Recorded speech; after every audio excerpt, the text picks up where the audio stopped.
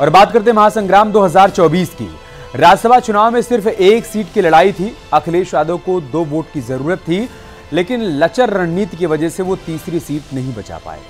ऐसे में सवाल उनके नेतृत्व पर भी उठने लगा है और सियासी मैनेजमेंट पर भी सवाल खड़े हो रहे हैं। बावजूद इसके अखिलेश यादव मंथन की जगह बीजेपी को ही आत्मचिंतन की सलाह दे रहे हैं और गुड्डू जमाली को पार्टी में शामिल करने के बाद एक बार फिर से पीडीए का नारा बुलंद कर रहे हैं।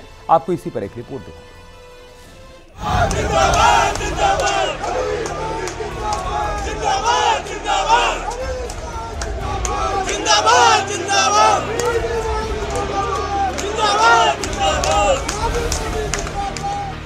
पिछड़ा, दलित और अल्पसंख्यक वाला फॉर्मूला, जिसके दम पर अखिलेश ने 3 प्रत्याशियों को मैदान में उतारा, संख्या बल के हिसाब से रणनीति बनाई, लेकिन लचर मैनेजमेंट, प्रत्याशियों के चयन की प्रक्रिया और अति उत्साह ने अखिलेश के किए कराए पर पानी फेर दिया।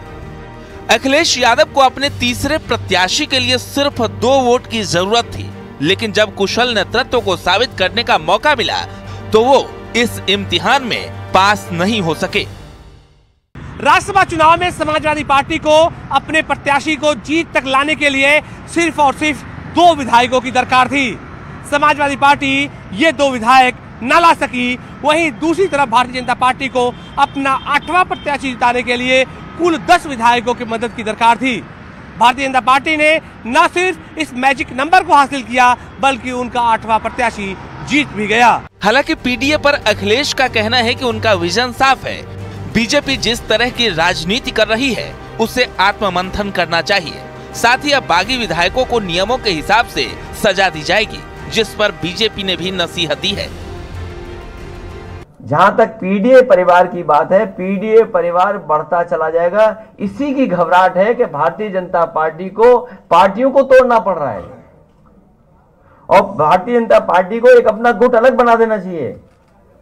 भाजपा सिद्धांतहीन, भाजपा को अपना एक अलग दल, सहयोगी दल या गुट बना करके तैयार करना चाहिए।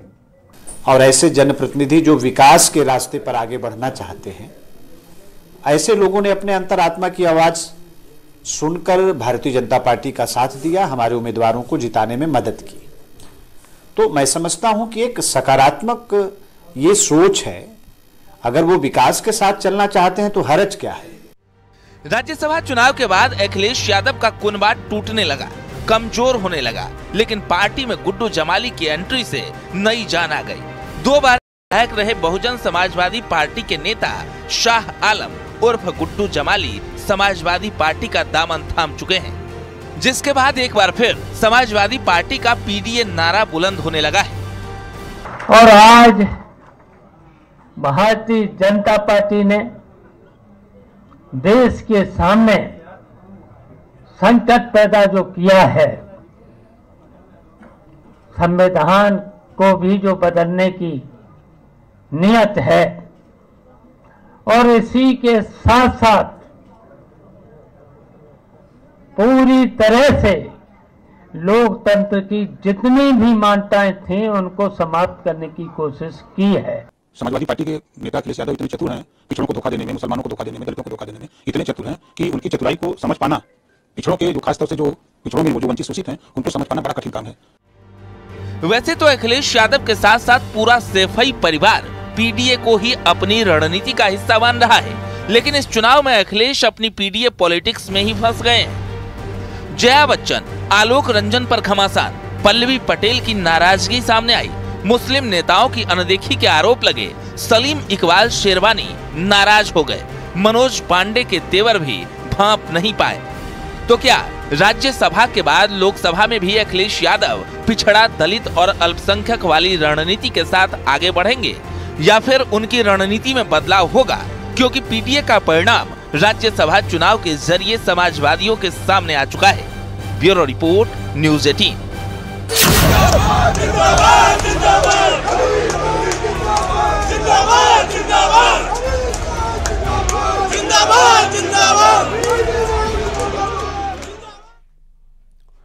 दिल्ली में कल बीजेपी चुनाव समिति की बैठक में यूपी को लेकर चर्चा होगी और यूपी की 15-20 सीटों पर लोकसभा उम्मीदवारों के नामों पर मुहर भी लग सकती है।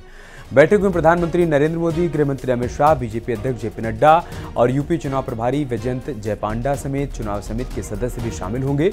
मुख्यमंत्री योगी आदित्यनाथ, दोनों उप मुख्यमंत्री केशव प्रसाद मौर्य और ब्रजेश पाठक के साथ ही यूपी बीजेपी के अध्यक्ष भूपेंद्र चौधरी और प्रदेश संगठन महामंत्री धर्मपाल भी इस बैठक में शामिल हैं।